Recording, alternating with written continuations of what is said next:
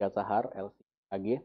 Beliau adalah Ketua Majelis Ulama Indonesia Provinsi Sumatera Barat. Kita sapa dulu pemateri kita. Assalamualaikum Buya. Waalaikumsalam warahmatullahi wabarakatuh. Apa kabar Buya? Sehat? Alhamdulillah, alhamdulillah. Ya, bahagia sekali kami ICBS bisa mengundang dan menghadirkan Buya dalam acara Taujih Ramadan ini. Baik, Sama-sama. ya baik Buya. Jadi kita tahu bahwa hari-hari ini khususnya Majelis Ulama Indonesia banyak disorot, banyak ditanya, terutama kaitannya dengan fatwa-fatwa, permasalahan dan persoalan umat hari ini.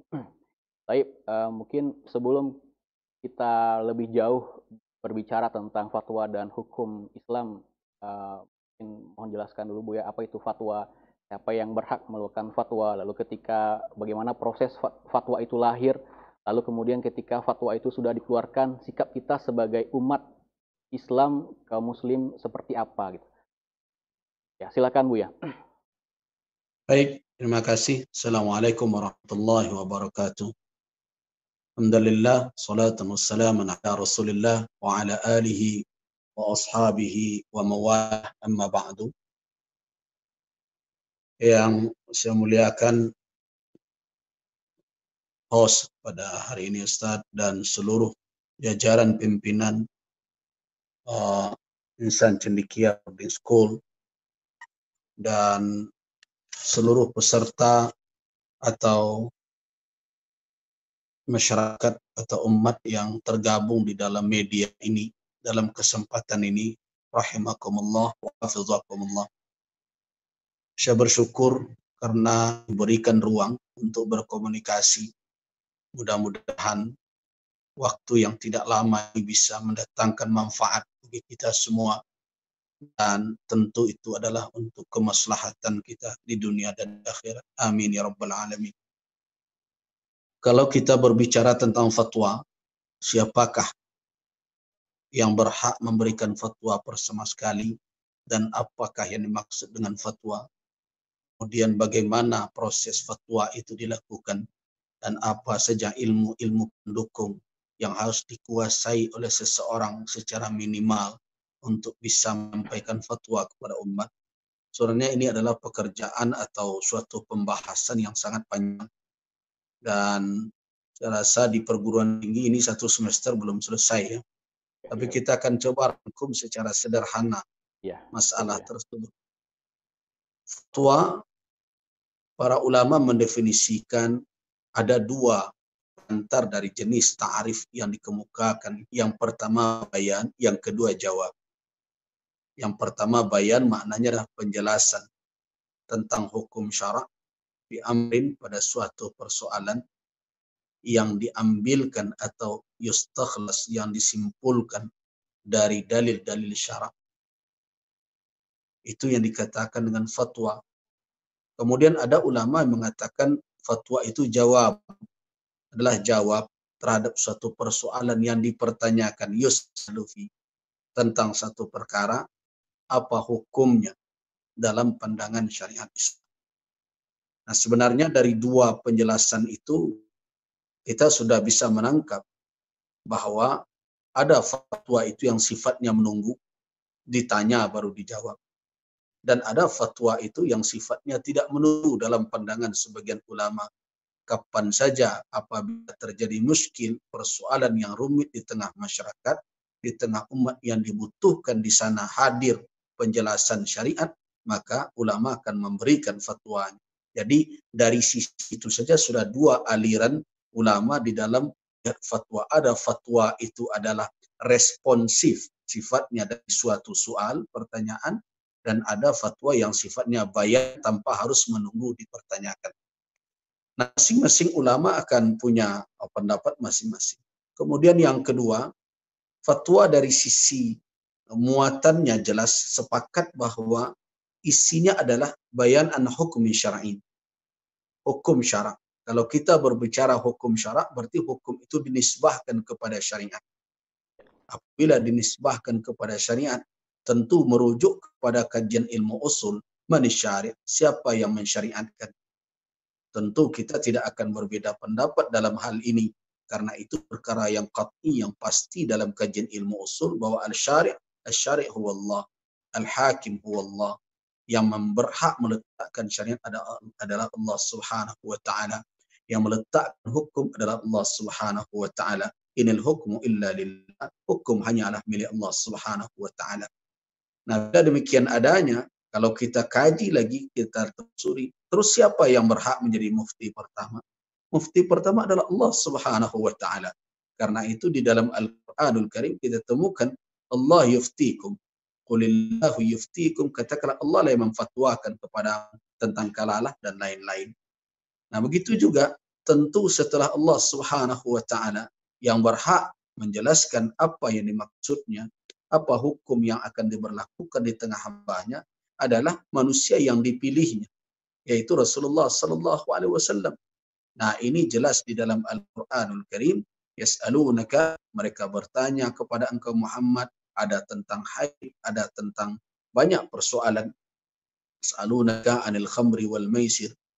Qulillah, qul, jawablah, fihima ithmun kabir wa manafi'un nas. Ini adalah perintah kepada Rasul untuk memberikan jawaban atas pertanyaan umat. Berarti siapakah yang pertama sekali setelah Allah Subhanahu wa taala di tengah manusia yang berhak memberikan fatwa, mewakili atau meletak hukum Allah Subhanahu wa taala kepada kasus adalah Nabi sallallahu alaihi wasallam. Nah, kemudian kalau kita runut lagi ke bawah, siapa lagi? Tentu di antara maksud dari hadis Nabi sallallahu alaihi wasallam yang diriwayatkan oleh Imam At-Tirmizi dan Al-Imam Abu Daud rahimahullah, hadis panjang dari Abu Darda atau Uwaimir. Di situ ada kalimat yang masyhur, al-ulama warasatul anbiya, ulama adalah pewaris para nabi. Nah, di antara warisan yang diwarisi oleh para ulama itu dijelaskan di ujung hadis itu, innal anbiya lam yuwarrithu dinar wal dirhama. Para nabi tidak mewariskan dinar dan dirham, innama warasul ilma. Yang diwariskan oleh para nabi adalah ilmu. Nah, ilmu inilah yang menjadi warisan utama. Nah, kenapa kemudian para ulama mengatakan yang berhak nanti lanjutkan tugas-tugas yang diwakili yang akan dilanjutkan oleh para ulama, di antaranya fatwa, adalah orang-orang yang mewarisi dari Nabi Shallallahu Alaihi Wasallam, karena modal utama untuk menyampaikan fatwa itu adalah ilmu. Ilmu yang mana? Yaitu ilmu yang diwariskan oleh Nabi Shallallahu Alaihi Wasallam. Ilmu yang diwariskan oleh Nabi Shallallahu Alaihi Wasallam apa? Adalah ilmu yang bersandarkan kepada wahyu, kepada Al-Quran dan Sunnah. Nah, karena itulah kalau kita berbicara secara umum, siapakah yang semestinya kita berikan hak atau kita berikan kewenangan berfatwa dengan berbagai tingkatan keilmuan. Kita tidak mengatakan hari ini kita sangat pantas, sebab kalau kita ukur dengan syarat-syarat yang diberikan oleh Al-Imam Asy-Syafi'i misalnya, atau kita baca kitab Adabul Mufti wal Mustafti, rasanya kita terlalu jauh dari persyaratan itu. Tapi itu tidak mungkin pula kita katakan suatu zaman kosong dari mufti.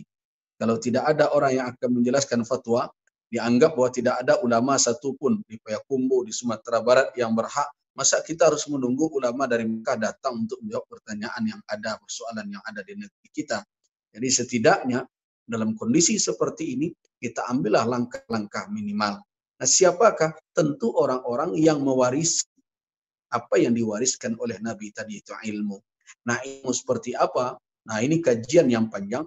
Bahkan Al-Imam Ibnul Qayyim Al-Jauziyah rahimahullah mengarang kitab 4 jilid ya, ada yang 2 jilid tebal, itu memberikan petunjuk dan di dalamnya tidak sedikit peringatan kepada orang-orang yang masuk ke ranah ini agar berhati-hati, i'lamul muwaqqi'in. Jadi ibaratnya orang-orang yang sekarang berbicara tentang hukum syarak seperti tukang stempel perwakilan Allah Subhanahu wa taala. Hukum Allah telah diturunkan. Nah, fatwa itu adalah menerapkan hukum tersebut kepada persoalan yang dipertanyakan atau persoalan yang dihadapi oleh masyarakat. Nah, itulah tugas yang sangat berat. Nah, itu kalau kita bicara tentang fatwa, sebenarnya lebih baik kita, kalau seandainya ada yang mencukupkan, lebih baik kita tidak ikutlah. Saya di dalam hati saya terus kalau sudah menjawab pertanyaan umat, seandainya ada yang lain bisa mewakili, saya lebih baik sudah berhenti saja, mundur saja. Karena para sahabat begitu. Kalau ditanya sahabat tentang satu persoalan, mereka ahala ila ghair, dialihkan kepada yang lain. Fulan a'lam minni. Si fulan itu lebih tahu dari saya, dia lebih mengerti. Akhirnya orang yang bertanya seperti, kalau hari ini mungkin umat marah ya. Kalau dahulu tidak seperti di Pimpong begitu. Ini ditanya ke sana. Akhirnya balik lagi pada orang yang pertama. Begitu di masa sahabat dahulu. Tapi umat sabar di dalam menuntut ilmu. Begitu sikap tawadhu yang ditunjukkan oleh para sahabat.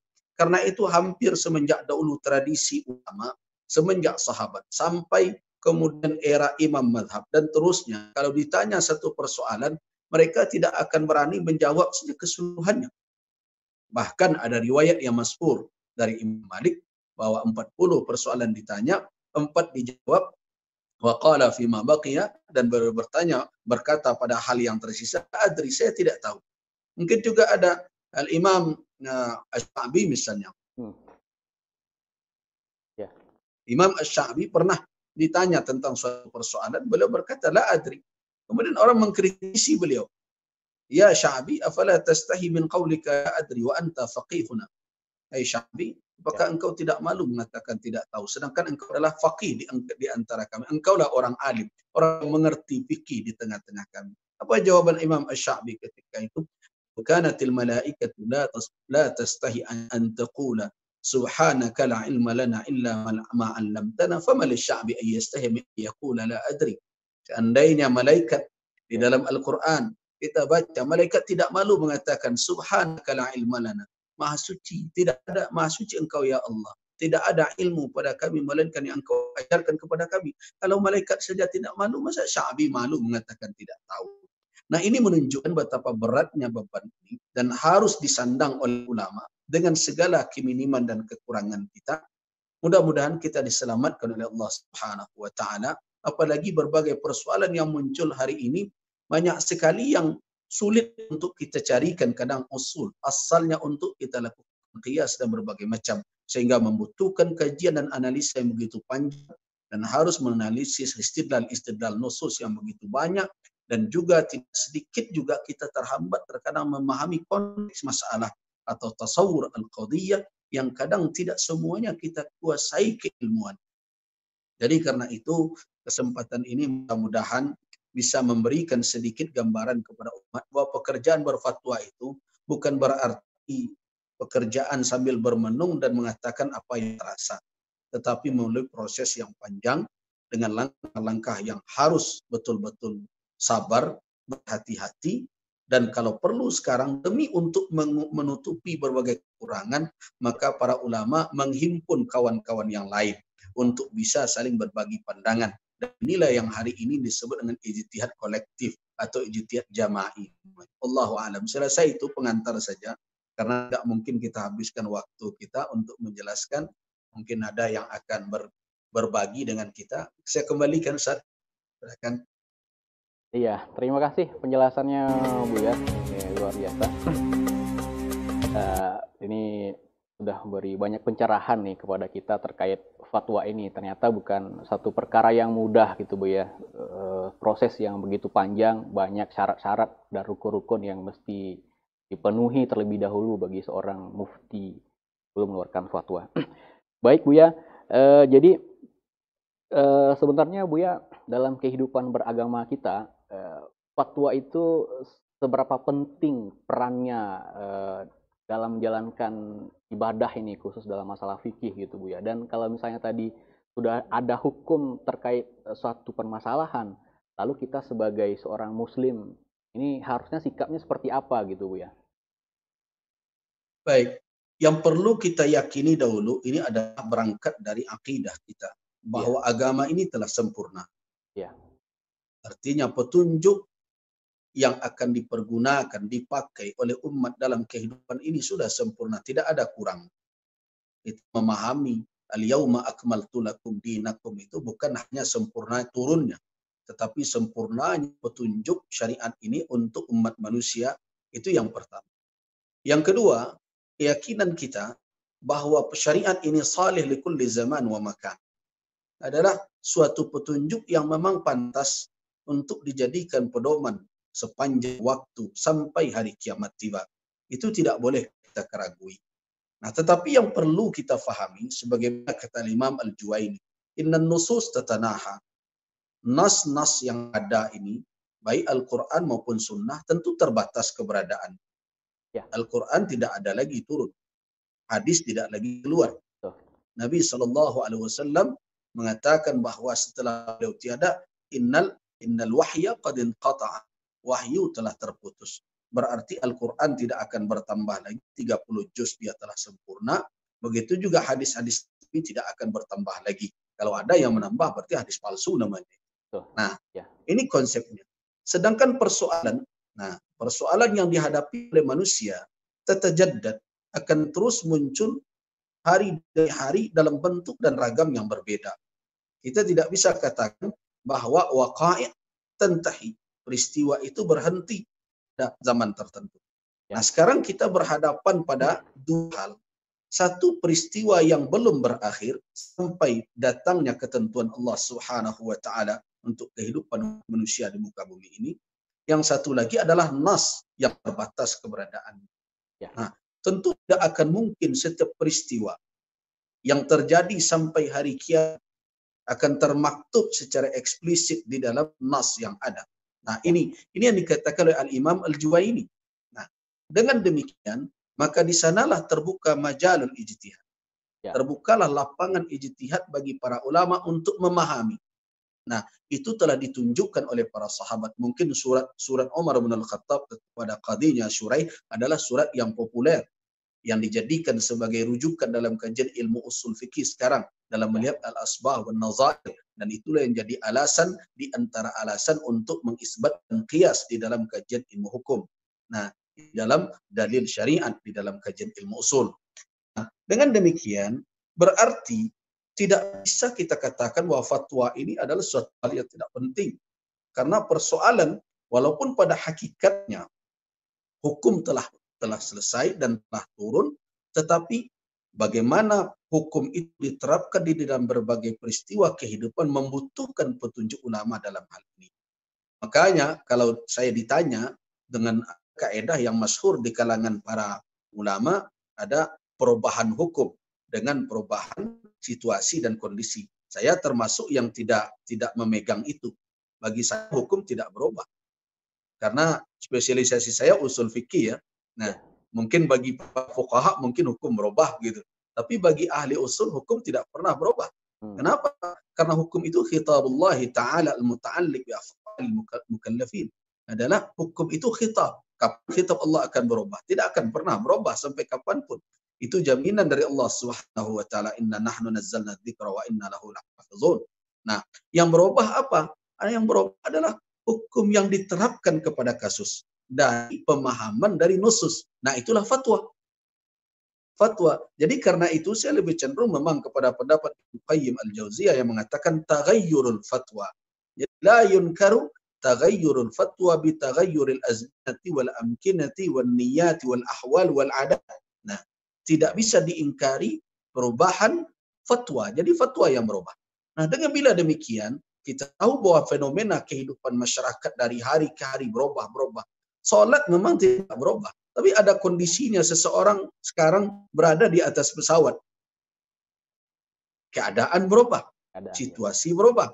Nah, dalam keadaan seperti ini, kalau umat menyadari, maka hajat dia ke fatwa ulama tidak bisa dianggap suatu hal yang tidak pokok. Bahkan sekarang kalau orang ingin selamat, ingin bisa berjalan di atas tuntunan syariat, maka fatwa ulama harus menjadi bahagian yang harus dia pedulikan dan dia perhatikan dalam kehidupan. Kalau tidak, maka dia akan tersalah dalam mengambil sikap. Apalagi dalam perkara-perkara yang belum biasa dihadapinya dan yang harus dia ketahui dan dia dudukkan perkaranya dalam kajian hukum. Allahu a'lam. Baik, ya. Terima kasih Buya. Jadi satu lagi nih Buya, ada beberapa pertanyaan yang sudah masuk ke meja kita. Jadi kadang begini Buya, kadang umat kebingungan tentang satu hukum, ada beberapa fatwa. Majelis Ulama mengeluarkan fatwa, kadang juga ormas Islam di Indonesia tertentu mengeluarkan fatwa juga terkait masalah itu, kadang ulama Arab Saudi, ulama Mesir dan lain-lain gitu ya. Itu satu satu permasalahan atau kodoya itu hukumnya beda-beda gitu. Jadi kita kita sebagai masyarakat awam ini sikap terbaiknya kira-kira seperti apa gitu ya?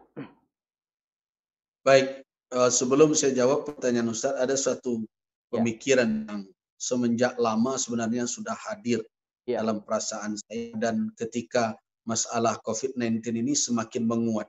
iya, ya, Apa itu? Ternyata dakwah-dakwah kita selama ini tidak ya, memberikan wawasan mendasar kepada umat. Sehingga betul, betul, kebingungan betul. umat itu sebenarnya tidak berimbang dengan waktu yang telah dihabiskan selama ini dan biaya yang dihabiskan selama ini di dalam dakwah, di dalam ta'lim. Kita tahu beratus juta terkadang habis untuk tabligh akbar dan berbagai macam. Saya rasa ini ujian terhadap dakwah kita di masa lalu. Apa betul enggak yang kita sampaikan itu berbekas pada umat menjadi wawasan yang mendasar. Nah, kenapa saya katakan salah satunya adalah persoalan yang Ustaz tanyakan benar-benar Ya, itu menjadi masalah saat ini. Umat tidak memiliki parameter ya, yang jelas untuk memilih. Jangankan memilih, memilah pun tidak bisa. Mana yang fatwa, mana yang tidak fatwa. iya, iya, Nantilah memilihnya. heeh, iya betul, Kadang-kadang antara ghaugha ya, heeh, antara fatwa dengan cerita orang banyak heeh, itu malah tidak terpilah oleh umat. betul, betul, Ini suatu yang sangat menyedihkan. Mudah-mudahan ini kalau kita otokritik kepada diri kita masing-masing, para dai, para ya, ulama ya, termasuk juga kawan-kawan para asatis yang berada di pondok pesantren, saya rasa ini catatan penting. ya, Dalam baik kondisi ya, seperti sekarang, jangankan akan memilih ya, memilah antara fatwa dan tidak fatwa saja. Itu umat tidak bisa. Bahkan cerita Quran dengan cerita Quran pun kadang-kadang tidak terpilah oleh mereka. Ini catatan pertama. Kemudian yang kedua, sebenarnya kalau kita mengkaji tentang bagaimana umat melakukan tarjih terhadap fatwa, terhadap berbagai macam akwal, pendapat para ulama terkait suatu masalah, sebenarnya kan sudah banyak dibahas itu. betul, Saya uh, senang biasanya kalau membahas misalnya kitab Al-Imam Asy-Syatibi misalnya, Al-Muwafaqat. Di situ bagaimana ya, seseorang harus berguru, itu ada 13 muqaddimah kalau tidak salah yang ya, beliau kedepankan sebelum orang masuk ke dalam kajian ilmu usul, baik ijtihad, baik dalil-dalil juz'i maupun dalil-dalil maqasid. ya, Itu di antara mukaddimah itu bagaimana orang awam menimbang antara pendapat satu ulama dengan ulama yang lain. Nah, ya, nah di sini kita melihat bahwa yang pertama apa yang harus kita lakukan?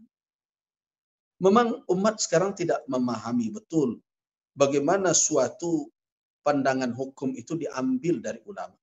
Kenapa? Yang pertama disebabkan karena mereka tidak bisa memilah antara seorang alim yang memang mengerti mendalami kajian-kajian hukum dengan ilmu-ilmu alat yang cukup dengan mungkin penceramah yang terkadang belum sampai, ya bukan tidak, mungkin belum sampai menguasai sampai kepada ilmu-ilmu alat untuk menganalisa suatu hukum, mengistimbatkan dari nusus atau mentadbikannya kepada kasus yang terjadi. Itu saja dahulu sudah kacau hari ini. Sehingga kita lihat sekarang ya, ada orang yang berbicara hukum, maaf saja, tetapi jangankan untuk mungkin memahami tafsir hadis, nantilah berbicara tentang bagaimana melakukan nakat kritikan terhadap hadis, menimbang kualitas hadis antara sahih atau tidak sahih, apakah ini bisa dijadikan hujjah atau tidak bisa dijadikan hujjah, apalagi dengan perdebatan penggunaan hadis dhaif berbagai macam dalam bab fadail atau tidak. Itu kan suatu kajian yang sangat panjang dan saya tidak bisa dengan halaqah hanya duduk sementara, tetapi betul-betul melakukan muzawalah, melakukan kajian yang mendasar di bawah bimbingan irsyad para muallim, para guru yang memang mumpuni di bidang itu. Nah, dari sisi itu saja mestinya umat sudah bisa memilah ini adalah orang yang bisa, yang setidaknya punya kapasitas untuk melahirkan atau menjelaskan perkara hukum, ini yang tidak. Nah, dari ya, situ saja dahulu. Nah, kalau itu sudah bisa diketahui oleh umat dengan syarat-syarat keilmuan. Dahulu pernah ada mudzakarah di majelis ulama. Minimal seorang yang akan menyampaikan hukum itu ya ulama minimalis lah. Kalau kita mungkin Minimalis tidak ya. ada istilah itu ya. Iya, Yang biasanya rumah yang pakai iya minimalis. betul ya. Tapi Iya, setidaknya ulama minimalis ya. Yaitu ada minimal ada 6 keilmuan mendasar iya, dengan furuknya nanti kalau dicabangkan. iya, Yang pertama dia harus tentu punya uh, akidah tauhid yang salimah, jelas itu. iya, Nah, dengan ilmu dan amalnya dan sikapnya. Gitu. iya. Kemudian yang kedua dia harus tahu dengan ilmu bahasa wahyu itu sendiri, Hmm. yaitu Bahasa lughatul Arab ya. Quran was Iya, sunnah. Dan tidak mungkin sama sekali orang yang tidak memahami bahasa Arab kemudian fatwa. Nah, bagaimana dia memahami madlul, petunjuk dari dalil? iya, Bagaimana dia harus memahami ini umum, ini khusus, iya, ini mutlak, ini muqayyad, ini terjadi nasih dan mansukh. Bagaimana dia melihat amarat, tanda-tanda dari lafaz yang ada. Nah, iya, semua itu membutuhkan kajian ilmu bahasa Arab yang matang. Nah, iya, kemudian berikutnya adalah kajian tentang tafsir wa qawaiduhu. Jelas itu. Tidak bisa tidak. Karena itulah sumber pertama dari hukum Islam, yaitu Al-Quranul Karim. Kalau dia tidak bisa memahami tafsir dan qawaid tafsir, kemudian bagaimana dia akan mendudukkan petunjuk Al-Quranul Karim di dalam kasus yang dia pakai. Kemudian berikutnya dia harus mengetahui ilmu hadis, riwayatan dan dirayatan. Nah, iya, iya. riwayat dan dirayah. Dia harus memahami ini. Kemudian berikutnya adalah dia harus memahami ilmu usulul fiqh atau usulul istinbat, usul fikih, karena itulah manhaj yang dipakai oleh ulama semenjak dahulu salafan wa khalafan di dalam mengistinbatkan hukum. Nah, itu adalah ilmu-ilmu mendasar. Nah, kalau seseorang tidak menguasai ini atau tidak memahami ini dalam batasan minimal, saya rasa tidak perlulah masalah ini kita harus beramai-ramai berebut-rebut dalam perkara ini. Kalau ada orang yang a'lam, yang lebih tahu, ya sama. Saya sering berkata, ya sudahlah. Kalau seandainya air ada, ya kita sebagai debu ini surut sajalah. Biarlah orang berwudu, tidak usah bertayamum. Iya, Kira-kira iya. begitu. Nah, itu kira. Nah, kemudian Iya, betul. bagaimana dengan daerah? Nah, Iya, saya rasa para masyayikh di berbagai negara. Nah, saya cerita pengalaman pribadi saya. iya, baik Bu ya. Ketika saya akan pulang dari Al Azhar dahulu, Mm, kemudian saya minta izin kepada waktu itu beliau adalah rais Lajnah Fatwa di Al Azhar. Dan iya, kebetulan saya sering datang ke beliau kalau ada, beliau tidak membuka halaqah. Tapi kalau ada persoalan-persoalan rumit ketika saya belajar, membaca atau mendengarkan pandangan para masyayikh, biasanya terakhir saya minta pandangan beliau adalah Fadilatul Syekh Atiyah Saqar. iya, Nah, iya. ketika saya belum pulang, saya bertemu beliau. Saya katakan, ya Syekh, ini akhadtul ijazah, saya ambil sudah syahadat saya, ijazah saya, dan saya mau pulang ke negeri saya. Apa kata Syekh Atiyah yang alhamdulillah sampai hari ini saya pegang teguh. Apa kata beliau? Ya waladi, idza raja'ta ila biladi. Kalau engkau kembali ke kampung engkau, la tunqil fatawaya ila biladika. Jangan engkau Oh, pindahkan fatwa saya ke negeri engkau. iya, iya, iya. Kenapa? Likulli waqi'an, likulli nazilatin wa zuruf. Setiap persoalan peristiwa yang terjadi itu ada situasi dan kondisinya. Nah, qad la yakun, bisa saja la tatanasab fatawaya, fatwa saya tidak bersesuaian dengan zuruf yang dihadapi walaupun fil zahirnya mirip dengan kasus yang saya fatwa. Jadi Oke. karena itulah tunqid. Jangan Iya, iya, engkau pindahkan fatwa saya ke negeri engkau. iya, Tetapi iya. gunakanlah ilmu yang engkau pelajari selama ini di Al-Azhar sebagai adawatul istinbat, alat-alat untuk mengistinbat hukum. Bawalah ke kampungmu dan engkau harus memiliki terus semangat untuk mendalami, tata'ammak fiha, berdalam di situ, dan jawablah sejauh kemampuanmu. Fa illam ta'lam, kalau engkau tidak tahu Iya, jawaban atas suatu masalah, iya. paskut, diam saja. Nah, Baik. jadi kalau dari situ kita sebenarnya sudah paham bahwa setiap negeri itu harus ada alim. Hmm, Tidak boleh tidak. iya, iya. Jadi kalau ada yang mengatakan tidak boleh, tidak ada orang alim di Payakumbuh, orang Payakumbuh berdosa seluruhnya. Oh gitu Bu ya. Kenapa? Karena dia tidak mengamalkan firman Allah dalam surat At-Taubah.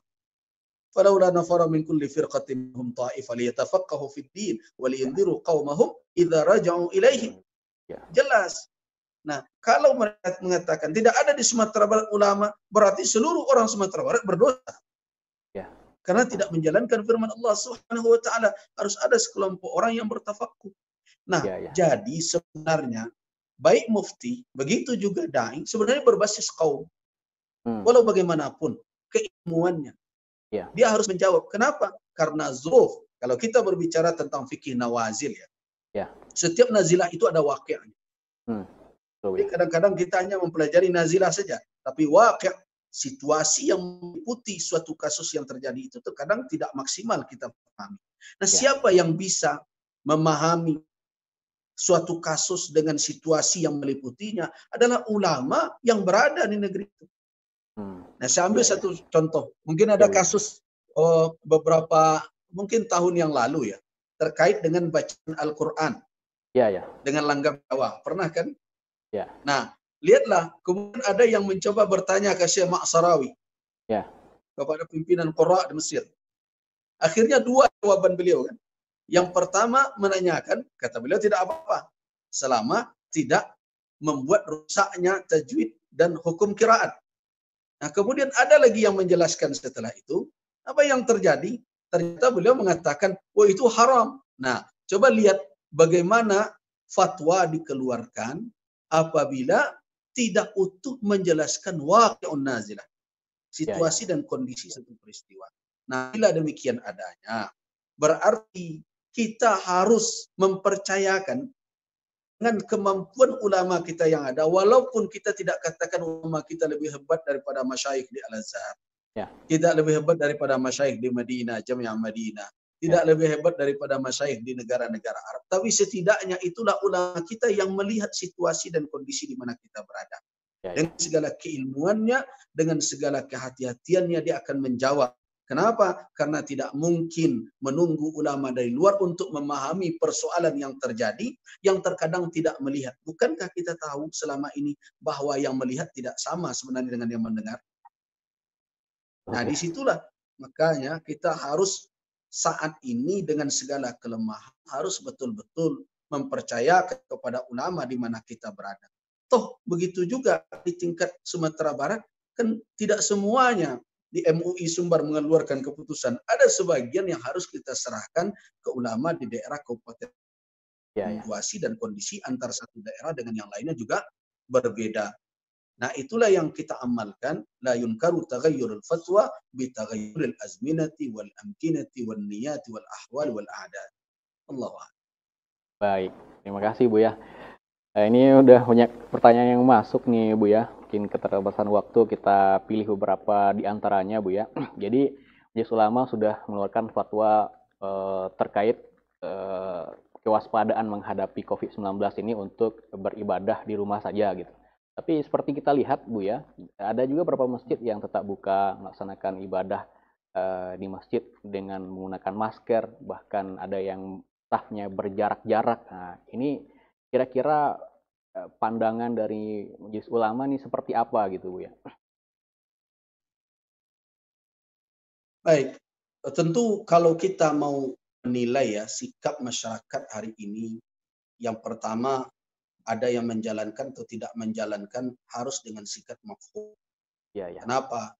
Karena dalam waktu singkat seperti ini kita harus menjelaskan suatu Ya, perkara yang mungkin seumur hidup baru sekali ini dihadapi. betul, Bu, ya. Nah, di sisi lain komunikasi kita dengan umat tidak selancar seperti biasanya. Iya, ya. Dengan telah tidak mungkinnya bermajelis menghimpun jamaah, ya minimal adalah media-media seperti ini. Tapi kan ini terbatas umat yang bisa mengaksesnya. Ya.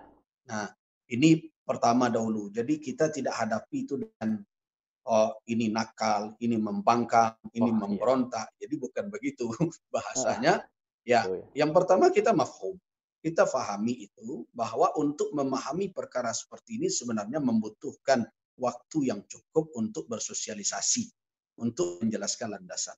Kemudian yang kedua, eh, ada suatu kebiasaan masyarakat kita hari ini yang saya rasa perlu untuk kita perbaiki, yaitu hobi dan rajin membaca judul tapi malas membaca isi. Iya, betul, banyak itu, Bu. Nah, jadi kalau ada Iya, suatu berita, iya, judulnya sudah dibacanya, iya. dia kira itu sudah selesai.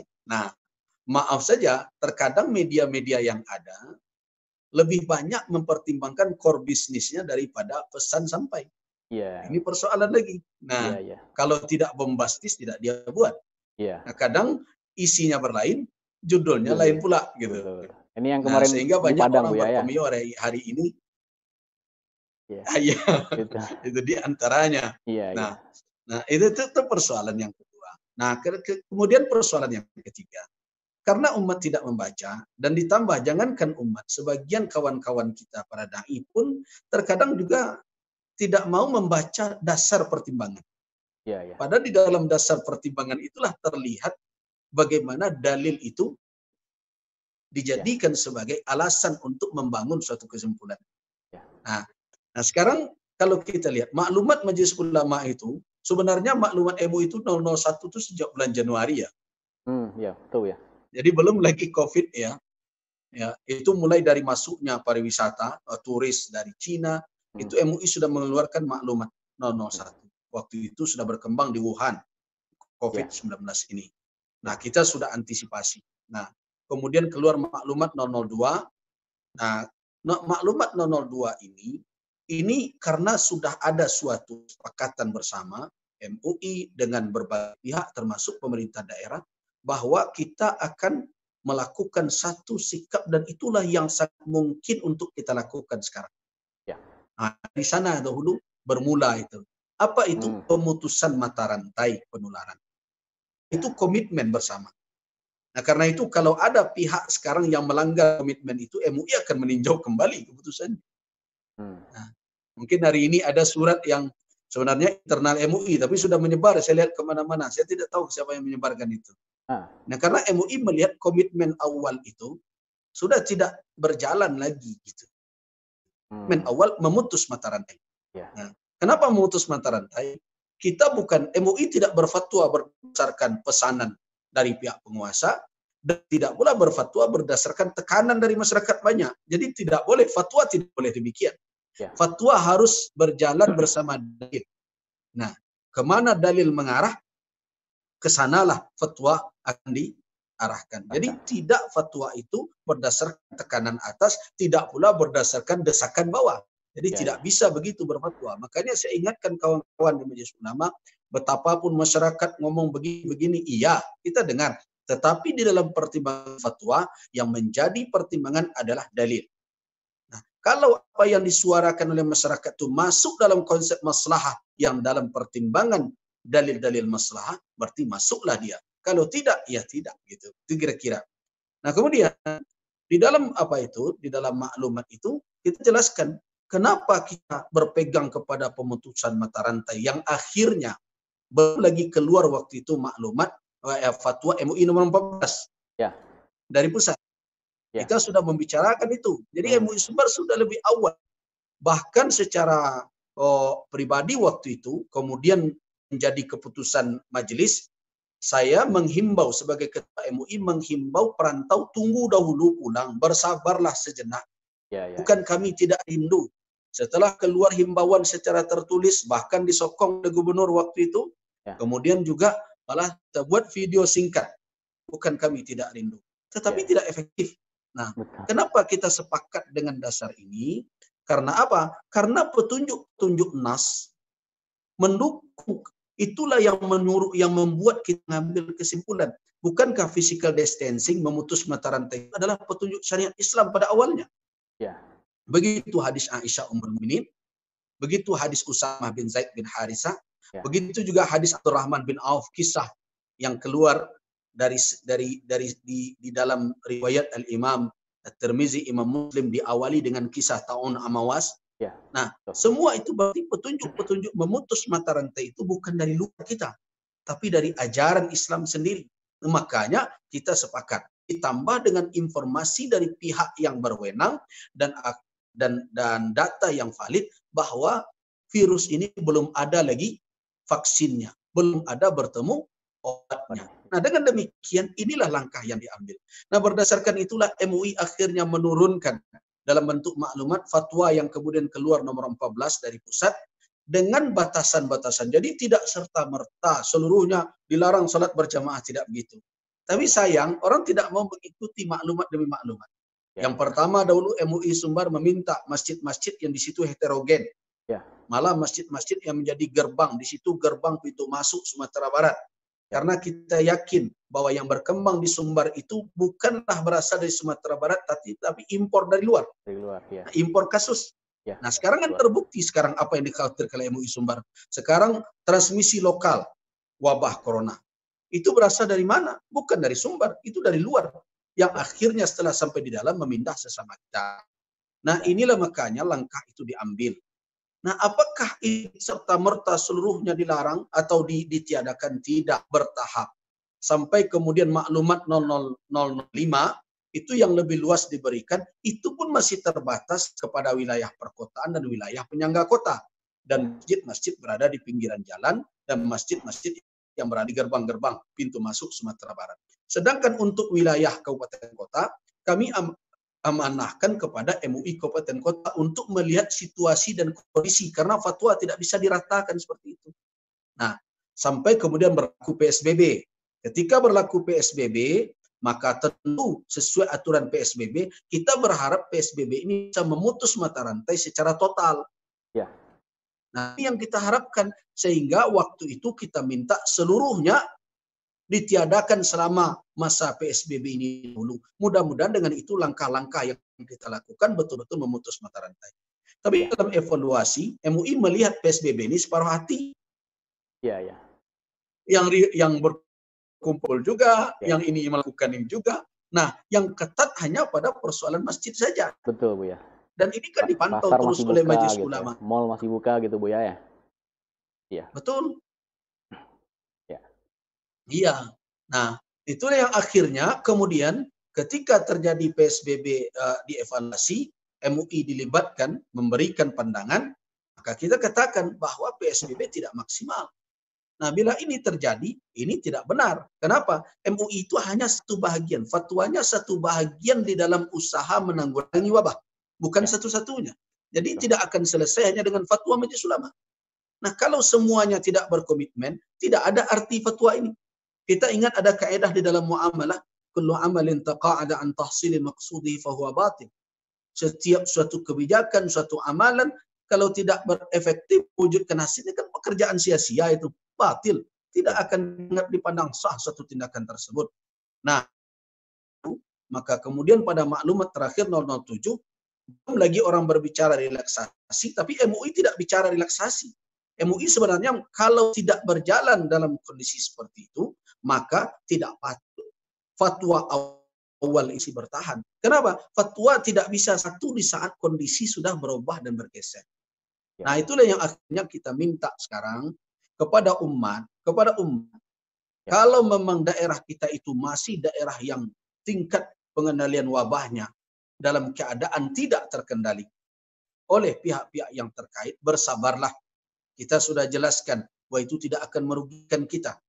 Beribadah di rumah tidak membuat kita dirugikan Allah Subhanahu wa taala. Banyak hadis-hadis yang menopang itu. Hadis Abu Musa Al-Asy'ari, misalnya seseorang yang biasa beramal saleh, kemudian sagalahu anhu maradun aw safar, disibukkan oleh sakit dan musafir, maka dia akan mendapatkan amalan seperti dia melakukan dalam keadaan sahih, sehat dan bermukim.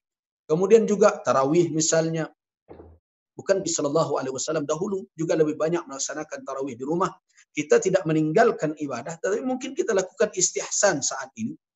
Selama ini kita lakukan tradisi berdasarkan amalan Umar bin Khattab radhiyallahu anhu, karena ada alasan yang lebih maslahat. Sekarang kita berpindah kepada petunjuk kepada amalan Nabi Shallallahu Alaihi Wasallam. Semua itu sudah ada di dalam petunjuk syariat dan sebenarnya adalah kajian-kajian dasar yang semestinya sudah difahami oleh umat. Tapi inilah yang terjadi saat ini. Mungkin ini jadi pelajaran bagi kita bersama. Bahwa dakwah kita harus lebih mendasar lagi dan harus lebih mencerahkan, memberikan wawasan kepada umat. Saya rasa itu. Ya, baik Bu ya. Terakhir Bu ya, ini kena ketasan waktu juga nih Bu ya. Mungkin apa nasihat Bu ya terhadap santri-santri ICBS gitu yang saat ini sedang menuntut ilmu gitu Bu ya. Saya rasa dengan melihat apa yang terjadi hari ini dan mendengarkan dialog-dialog seperti ini, dan saya rasa bukan dengan saya saja, banyak dengan para ulama lain, bagaimana rumitnya kita hari ini memberikan pemahaman kepada umat, kepada masyarakat. Mudah-mudahan santri-santri ICBS bisa membayangkan tantangan mereka ke depan. Alangkah beratnya. Ingat, sekarang yang kita hadapi seperti sekarang. Mereka dilahirkan bukan untuk zaman kita, tapi untuk zaman mereka. Dengan tantangan yang mungkin lebih beragam dan lebih rumit untuk dicarikan solusi dan berbagai macam. Mudah-mudahan ini memacu semangat mereka untuk lebih berkomitmen di dalam belajar, di dalam menuntut ilmu, dan jangan pernah menganggap bahwa kita pernah selesai di dalam menuntut ilmu. Tetaplah dan teruslah. Selama kehidupan diberikan, selama itulah pintu menuntut ilmu terus terbuka dan jalan menuntut ilmu terus terbentang. Jangan pernah berakhir. Saya ingatkan Ya, ada ayat di dalam surat Al-Hijr, dibawakanlah kepada menuntut ilmu karena itu bagian dari ibadah. Wa'bud rabbaka hatta ya'tiyakal yaqin. Beribadahlah menyembah Tuhanmu sampai datang keyakinan. Keyakinan maknanya adalah maut. Berarti mati ya. jalan keilmuan terbentang sepanjang kehidupan. Wallahu a'lam. Baik, terima kasih banyak Buya. Ini subhanallah begitu Sama-sama. bermakna dan berfaedah apa yang kita diskusikan ya, apa yang Buya sampaikan tadi. Hanya keterbatasan waktulah yang membuat momen ini harus berakhir gitu. Tapi sebelum kita akhiri Buya, mohon doa dari Buya untuk kaum muslimin dan juga seluruh kita gitu agar kita terhindar dan selesai ya dari wabah ini dan persoalan umat bisa cepat teratasi gitu. Itu Bu ya. Baik, na'udzubillahi minasyaitonir rajim. Bismillahirrahmanirrahim. Alhamdulillahi rabbil alamin. Wassalatu wassalamu ala asyrafil anbiya'i wal mursalin wa ala alihi wa sahbihi ajma'in. Allahumma antal ghaniyyu 'anil 'alamin wa nahnu al-fuqara ilaika ya dzal jalali wal ikram. Allahumma aghnina bima an'amta 'alaina amma fi aydin nas. Allahumma antal qawi wa antal matin wa anta khairul hafizin. واحفظنا يا الله من كل سوء ومن شر خلقك إنك أنت على كل شيء قدير. Amin. اللهم ارفع عنا الغلاء والبلاء والوباء والفحشاء والمنكر والشدائد والمحن ما ظهر منها وما بطن عن بلدنا هذا خاصة وعن بلدان المسلمين عامة إنك على كل شيء قدير. اللهم إنا نعوذ بك من جهد البلاء ودرك الشقاء وشماتة الأعداء. اللهم إنا نعوذ بك من زوال نعمتك وتحول عافيتك وفجاءة نقمتك وجميع سخطك. اللهم إنا نعوذ بك من البرص والجنون والجذام ومن سيء الأسقام. Ya Allah, ya Rahman, ya Karim, janganlah Engkau timpakan azab kepada kami karena kelalaian dan dosa-dosa kami. Begitu juga karena kelalaian sebahagian dari kami.